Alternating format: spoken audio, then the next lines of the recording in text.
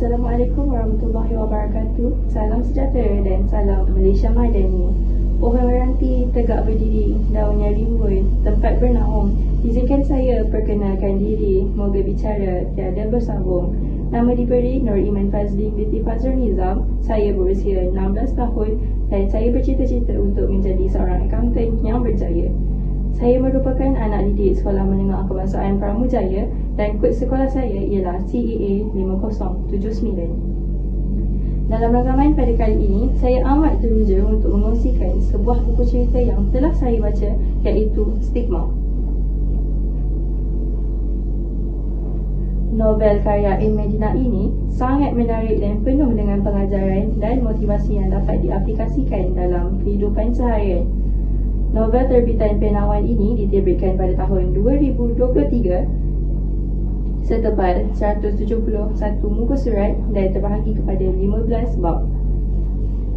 Menariknya lagi, novel ini diinspirasikan daripada kisah sebenar. Mari saya jelaskan dengan lebih dalam lagi mengenai novel yang berjudul Stigma ini.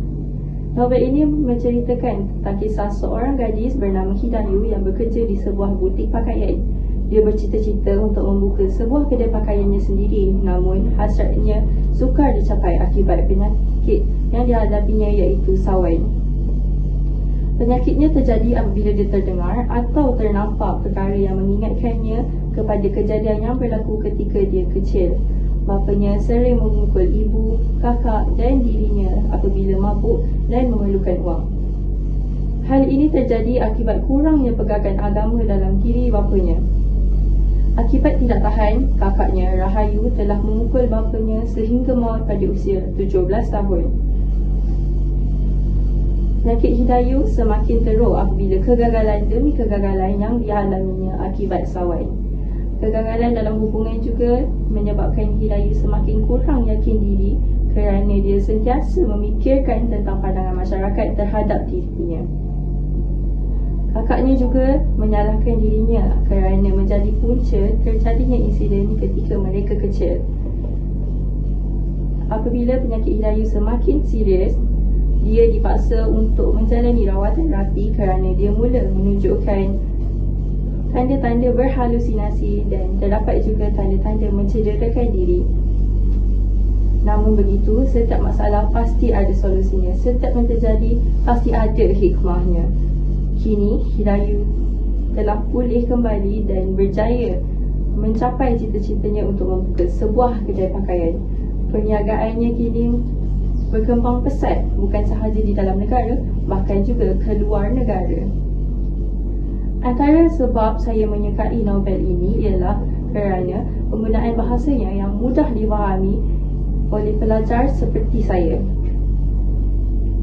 Dari novel ini, terdapat banyak pengajaran yang saya peroleh. Antaranya ialah seseorang itu hendaklah berusaha untuk menangani segala masalah yang dihadapinya agar hasrat mereka dapat dicapai. Sebagai contoh, Hidayu yang berusaha untuk pulih daripada penyakitnya dan mencapai cita-citanya. Begitu juga dengan saya, seorang pelajar sekolah menengah yang sedang berusaha dengan gigih untuk mendapat keputusan yang cemerlang dalam peperiksaan agar cita-cita saya untuk menjadi seorang akaunten yang berjaya dapat dicapai. Akhir sekali, saya amat mensyorkan buku ini kepada orang ramai kerana terdapat banyak pengajaran yang boleh diperoleh, terutamanya untuk golongan yang mengalami masalah yang sama seperti Hidayu. Rakan-rakan sekalian, sampai di situ sahaja perbicaraan saya pada kali ini. Sekian, terima kasih.